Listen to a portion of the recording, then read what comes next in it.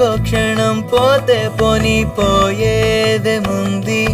కాలాన్ని ఆపే బలం ఇద్దరిలో ఉంది రేపంటూ మా పంటూ లేని లోకంలో ఇద్దరినే